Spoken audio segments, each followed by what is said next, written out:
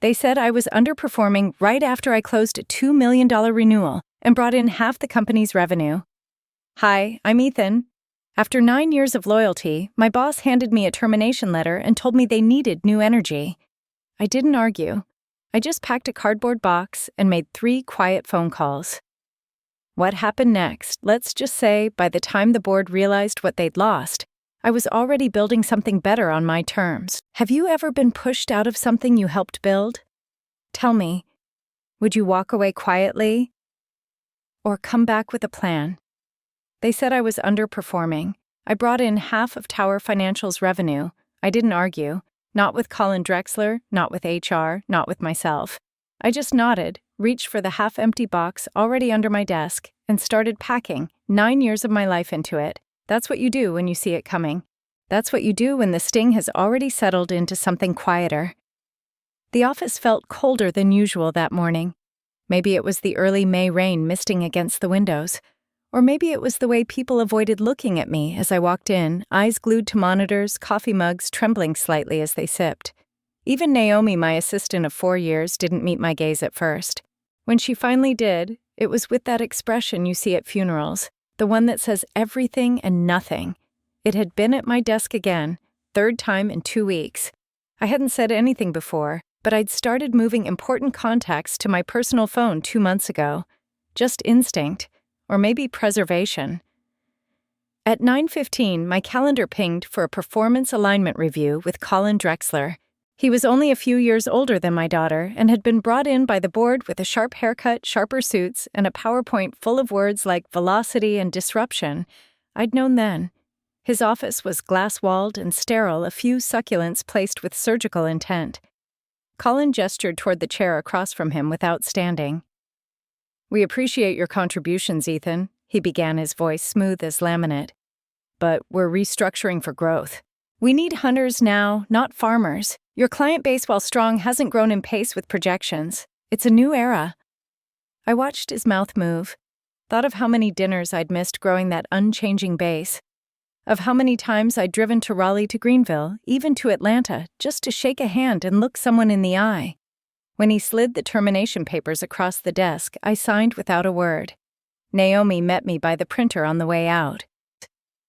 "Are you, switching offices?" Her voice cracked halfway through the question. I gave her a small smile, the kind you offer someone just before they say what they'll regret. Something like that. I packed slowly, not because I needed to, but because there's something about the finality of tape screeching across a cardboard flap that deserves reverence. My daughter's crayon drawing from 2016 still curled at the edges. A photo of Vanessa and me on our 20th anniversary. The ceramic mug that read 1, Dad chipped at the handle.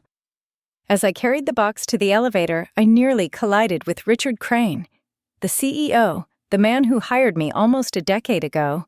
He nodded absently, too busy reading something on his phone to notice what I was holding.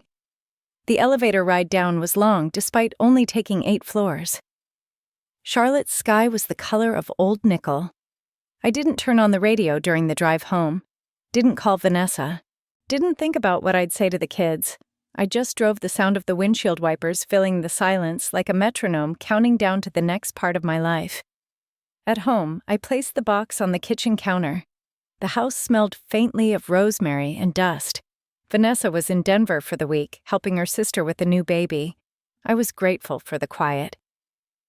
I poured myself 2 fingers of bourbon and let it burn.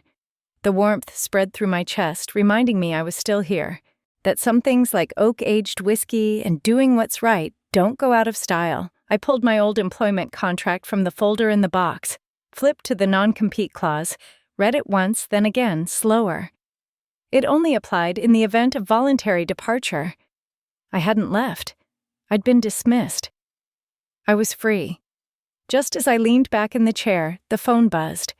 A message lit up the screen. "Travis Hendricks, dinner. Next week when I'm in town Wednesday or Thursday work." I didn't reply. Not yet. I just stared at the message, the glass warm in my hand, and felt the first twinge of a very different kind of clarity settle in my chest. I didn't fight back. I just made 3 phone calls. The message from Travis had stayed unopened on my phone all night. I'd seen at dinner next week just as the bourbon began to settle in my bloodstream, somewhere between the legalese of the contract and the sound of my own silence. But I hadn't answered. Instead, I woke early. The sky outside was clear Carolina blue, no trace of yesterday's drizzle. In the kitchen, the kettle hissed softly. I rinsed out the French press and reached for the same beans I'd been grinding for years, Guatemalan full-bodied low acidity. I liked routine. I just didn't know it had expired without telling me. My home office caught the best light in the house, soft and gold in the morning bright, but never harsh. Bookshelves lined 2 walls. Industry reports, business biographies, a few framed photos from family vacations, Yellowstone, Cape Cod. Places I'd promised we'd return to, once things calmed down. The dog Bailey had curled up under the desk before I even sat. He seemed to sense it, this stillness that wasn't quite peace. I took a sip of coffee, opened my contact list, and scrolled until I found Travis's name. I didn't rehearse. I just pressed call. He picked up on the second ring. "Ethan, you all right? Just wanted to give you a heads up. I'm no longer with Tower. As of yesterday." A pause. "You left, no?" "They let me go." Seriously, he sounded more confused than angry. "Who's handling our account now? I imagine they'll assign someone. You'll probably hear from Colin Drexler, that kid from the review call." Another pause. "Huh, I'm not calling to pitch anything. Just thought you should hear it from me." Another beat of silence. Then Travis said, "Let me know where you land." I didn't promise anything, just thanked him and ended the call. James Henderson was next. He was older, ran his company with a quiet dignity I'd always admired. "Ethan," he greeted, "you're up early. Wanted to speak before the rumors start flying." "I'm no longer with Tower." "Voluntarily, no." A sigh on the other end. "I'm sorry to hear that. You've always been the one we trusted. Appreciate that. I'm not here to make a pitch.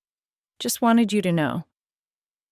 James was quiet for a moment, then said, "I suspect they'll reach out with some discount or package soon. I'll keep you posted." The last call was Peter Carlton. Younger than the other 2, sharper around the edges, but fair. "Whoa," he said after I told him. "Any reason new direction according to them, looking for hunters, not farmers." Peter laughed short and flat. "Well, I guess we'll see how that works out." I leaned back in my chair after that. The coffee had gone cold, but I drank it anyway. My phone stayed face down for most of the morning, buzzing now, and then nothing urgent, just vibrations against wood. Around 10, Vanessa called. "Hey," she said, her voice soft with Denver in the background. "Hey, you okay?" There was that question again, like people were testing the surface of something they weren't sure would hold. "I will be." I didn't tell her about the calls, or the look on Naomi's face, or how the CEO hadn't even recognized me in the elevator. By noon, I'd heard from 2 other clients text messages, quiet and curious. "Is it true?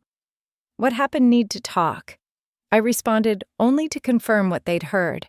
I didn't offer suggestions. I didn't leave breadcrumbs. That afternoon, while Bailey snored beside the desk, I checked my inbox. Nothing from Tower. No HR summary, no exit survey. But there was a voicemail icon blinking on the screen. Richard Crane. "Ethan, we've heard from a few clients. There's some concern around continuity. I think it'd be best if we had a conversation about a smooth transition. Give me a call." I didn't play the rest. Instead, I turned back to the laptop. My fingers hovered over the keyboard. I opened a browser window and typed slowly, deliberately, "Employment Attorney, Charlotte, NC." I didn't know what the next move was, but I knew this one: stay calm, stay clear, stay ahead. By noon, 8, clients had pulled their contracts. I hadn't asked a single one. It started like a slow leak, one drip, then another, until the floor creaked beneath the weight of water you never meant to collect.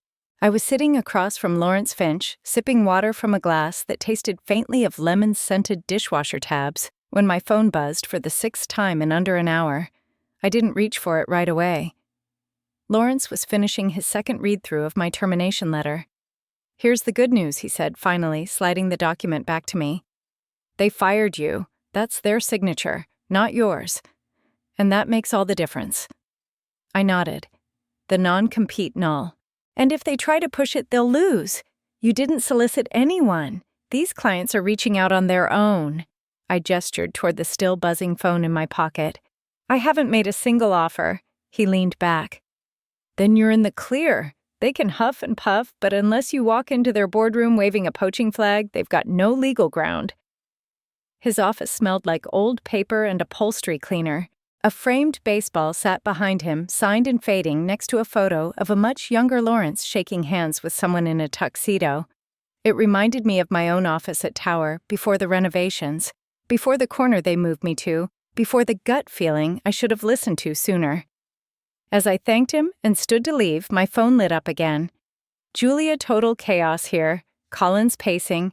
Legals drafting memos.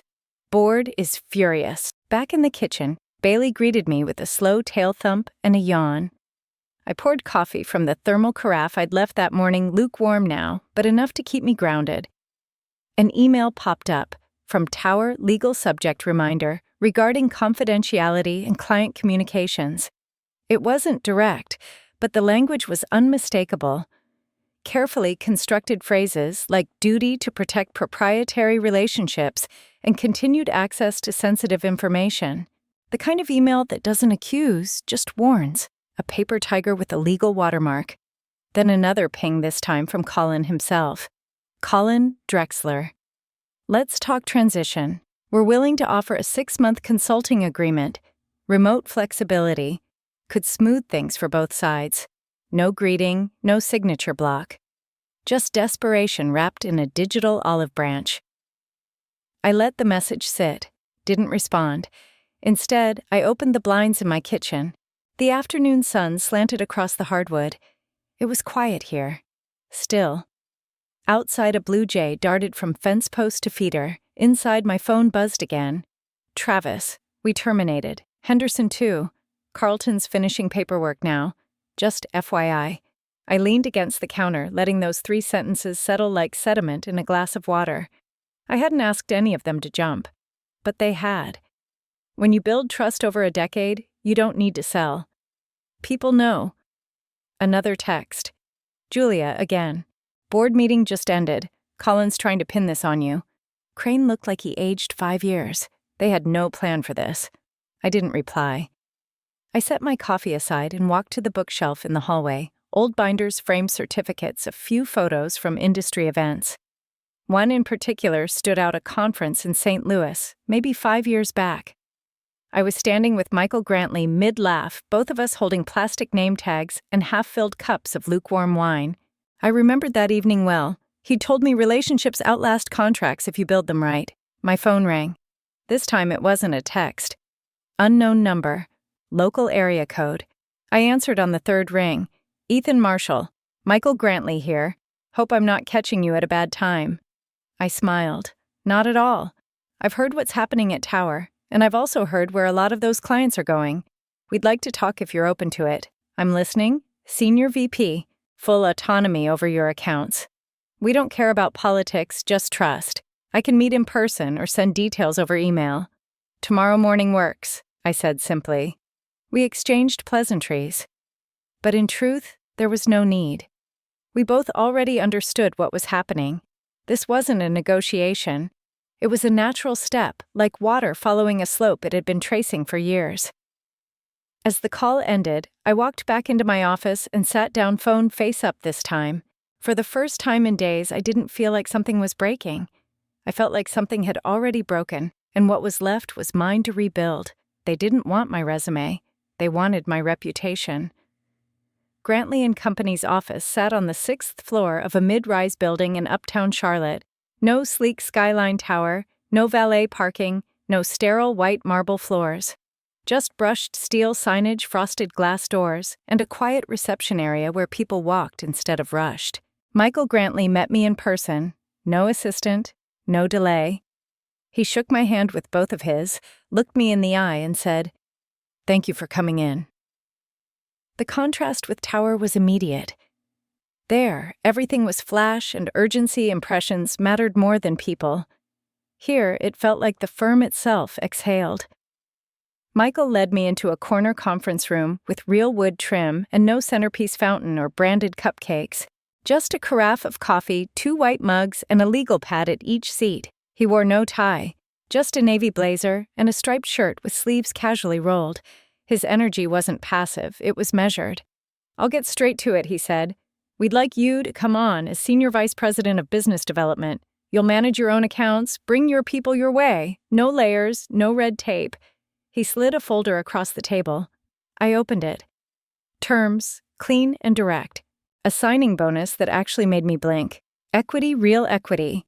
No probation period, no metrics-based probation, no shadowing. I looked up. "And the board." "You're the board," he said with a smile.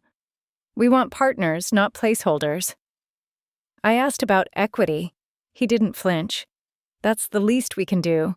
You've earned trust in this market. That's harder to come by than sales." I'd been prepared to negotiate. Instead, I found myself letting go of the weight I hadn't realized I was still carrying. We shook hands again, and as I walked out, Michael added, "Ethan, whatever happened at Tower, it's their loss. We're not trying to fix you, just let you build." The offer sat in my hands as I rode the elevator down. It felt like a blueprint, not a lifeline. Vanessa got back that evening. Her sister had sent her home early, said she looked distracted, kept checking her phone. She walked in still in her travel clothes, holding a to-go coffee that had long gone cold. "You look different," she said, setting her bag down. "Not tired, just lighter." I nodded. "I signed something today." Her eyes flicked to the manila folder on the kitchen table. "Something good? I think so." We stood there a moment, Bailey wagging lazily at our feet. She reached over, brushed a spot of something from my shoulder. "You're actually here," she whispered. "I don't mean physically. I mean present." I didn't respond. Not with words. Just placed my hand over hers and let it stay there. After dinner, while she unpacked, I settled into my desk. I opened my laptop, opened a spreadsheet, and began sketching out a loose transition plan, not because anyone asked me to, but because it helped me think. My phone buzzed. From Colin Drexler. "We'd like to discuss transition. Full salary for 6 months. Stock options possible. Please help us hand off your accounts." I stared at the message for a long moment. There were no apologies, just the clinical, transactional language of someone realizing they'd underestimated the cost of dismissal. Without a word, I hit forward. To hr@grantleyandco.com. Subject: FYI, attachment screenshot. I added only 2 words beneath the image. For context, that was all it needed. Bailey shifted under the desk, thumped his tail once, then went still. Outside the trees in the backyard swayed slightly in the breeze. Then another message appeared on my screen. "Julia." They were planning to sell. You were the roadblock. I read it twice. The room felt suddenly smaller. Not colder, just tighter, like someone had drawn in the walls. I set my coffee aside, closed the spreadsheet, and leaned back in my chair. Not because I was surprised, but because somewhere deep down I'd suspected all along. I wasn't fired for underperforming. I was removed because they couldn't own me. Julia's text echoed in my head long after I turned out the lights. They were planning to sell. You were the roadblock. I didn't sleep that night, not really. Just drifted in and out, the room dim except for the blue pulse of the phone charging on the nightstand. Vanessa, exhausted from travel, slept soundly beside me, unaware of the quiet war unfolding outside our 4 walls. At sunrise, I slipped into the office, coffee in hand, and opened my laptop. I pulled up the same spreadsheet I'd started days ago, the one tracking which clients had officially terminated with Tower, and which ones had followed me either in conversation or in contract. It was a simple sheet. Names in one column, status in another, estimated annual value in a third. But it felt like a record of something much larger truth with timestamps. I scrolled slowly to the bottom. The current total was just over $4.8 million in migrated accounts. Then I called Julia. She picked up immediately. "I wasn't sure you'd call." "I wasn't sure either," I said. "You okay?" "I've been better." "They're treating anyone who so much as questions Colin like a liability. I'm on borrowed time. What can you tell me?" She paused. I could hear her clicking through a screen. Veritas Capital made a preliminary offer 6 weeks ago. They want Tower, but not as is. The condition was simple. Key accounts had to be transferable, sustainable, and not tied to individual personnel. In other words, not tied to me. Exactly, they had a list, didn't they? Yes. Lockhart Henderson, Carlton Westfield, Northbridge. All yours. The language in the Veritas doc called them relational dependencies. I laughed, dry bitter. That's what they call trust now. They couldn't move forward with you in the picture. You represented volatility to them, so Colin was brought in. His real job wasn't to scale sales, it was to sever loyalty. I didn't respond right away. My mind reached backward, through meetings and handshakes, through small moments that hadn't made sense until now. The missed invitations, the IT visits, the travel approval delays.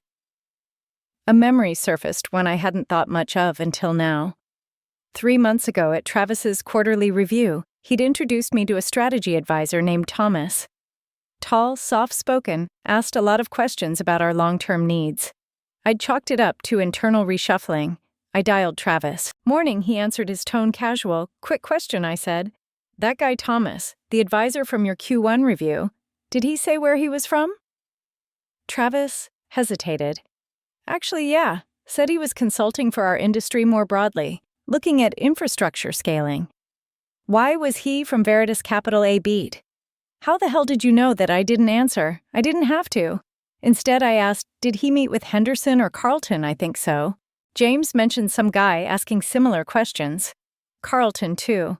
I thanked him and hung up. I opened a new tab and searched Veritas Capital plus Tower Financial.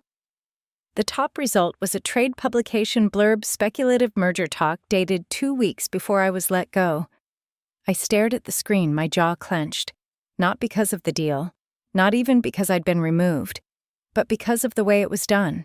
Quiet, surgical, like I was a variable being erased from an equation too delicate to tolerate personality.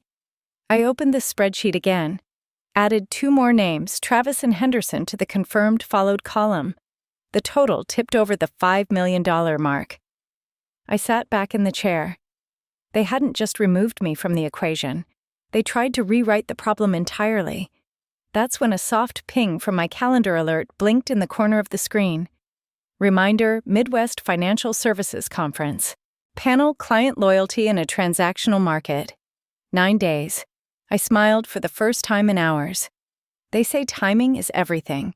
Sometimes the best revenge is simply being in the right room with the right story and letting the numbers speak for themselves.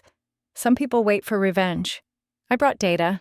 The Charlotte Convention Center buzzed with the sounds of pre-session caffeine, soft thuds of paper coffee cups, murmured greetings, lanyards clinking, and the tap-tap of last-minute edits on sleek MacBooks. I arrived early, not to prepare, but to observe. Panel Client Loyalty in a Transactional Market. Moderator dry, experienced. Audience decision-makers, sales leads analysts, a few board members trying not to be noticed. And Everett Stanton, CEO of Tower Financial, seated 3 rows back slightly off-center, his expression unreadable. That was his gift. I didn't acknowledge him, didn't nod, didn't look twice. Instead, I sat quietly on the end of the panel table, tablet in hand. My slides weren't flashy, just numbers and outcomes, nothing hypothetical. When the moderator introduced me, Ethan Marshall, Senior VP, Grantley & Company, a few heads turned. The name carried whispers now. I kept my voice steady. Over the past 8 weeks, our transition team tracked performance metrics for every client who migrated from a legacy firm to Grantley. I didn't say Tower. I didn't have to. Everyone knew. I tapped the first slide. Client satisfaction up 22%. Implementation costs down 30%. Contract lengths extended by 18 months on average. I spoke without spin. I didn't pitch. I presented. Trust is not a contract. It's not a line item or a sales figure. It's a human agreement that must be earned again and again. Slide 2 showed onboarding timelines cut in half. Slide 3, net promoter scores. Slide 4, side-by-side comparisons of cost per client over a 2-year period. From the corner of my eye, I saw Everett shift slightly. He didn't take notes. I shared no names, offered no critique, just patterns. Clients follow people, not logos, I said simply. Not because of charm or pressure, but because of reliability. Because they remember who picked up the phone at 9 p.m., who showed up when it wasn't convenient. The moderator nodded. Then came the question. From the back row, a young analyst, nervous but direct, raised a hand.